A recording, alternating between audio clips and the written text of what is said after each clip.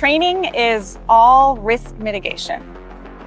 What exactly the crew is going to need to be able to do, what they need to know to do those things, what's the most logical order to put all of this training in to help build that big picture for the crew. I'm Jackie Mahaffey. I am the Artemis II Chief Training Officer, and this is how to train for the moon.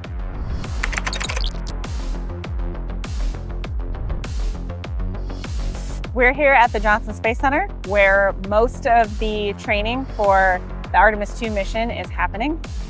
The Artemis II mission is the first time that we are putting human astronauts in the Orion spacecraft. They will be checking out all of the life support on Orion, making sure that everything that we plan to do in the Orion capsule is going to work really well, so that the next missions, when we go land on the moon, we can focus on that new step.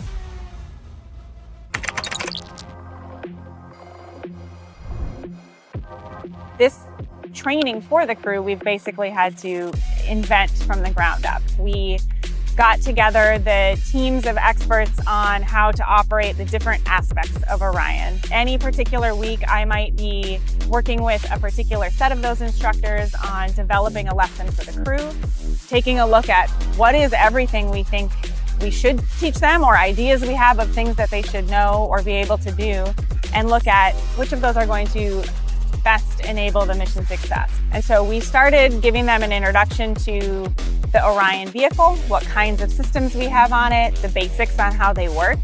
And then as soon as our simulators were ready and our mock-ups were ready, we were in them starting to actually get hands-on and see, what does this look like to the crew? What do their displays look like? How is it going to be to run a procedure in Orion?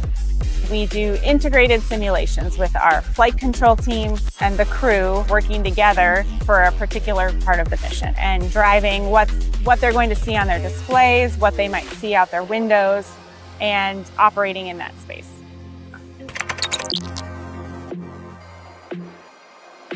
I'm Toby Martin. I'm the lead engineer for the Beta Dome at the Johnson Space Center. What we have is the cockpit for the Orion simulator. It has the full simulation behind it, and we have out the window view so they can see what's happening outside the vehicle, and immerses them into the environment so that they feel like they're actually flying. We project that on this massive dome behind me. We have a number of projectors that are meshed together and project that image. We can change the simulations out, and we can change the scenarios out so that people can come in, and we can usually accommodate that in fairly short order. I'm Grace Lauderdale. I'm the Exploration Project Manager, and we're sitting here in the Orion Mission Simulator at the Johnson Space Center. The training simulator trains the flight control team as well as the crew. The simulator is unique in that we have the communications network integrated into the sim. When we interact with the crew, it's usually to help them understand if something doesn't act right. We have instructors in another room that throws all sorts of malfunctions in there so that they're ready to solve any problems that we throw at them. They have procedures that they follow so that we help execute all of those malfunctions for that training event.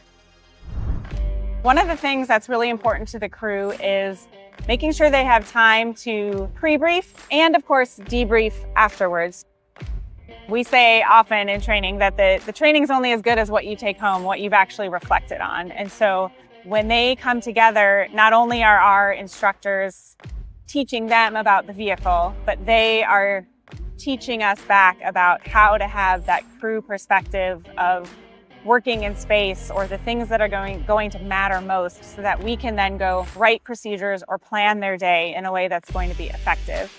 Putting them in a scenario and getting to see how they problem solve together has been a really cool experience.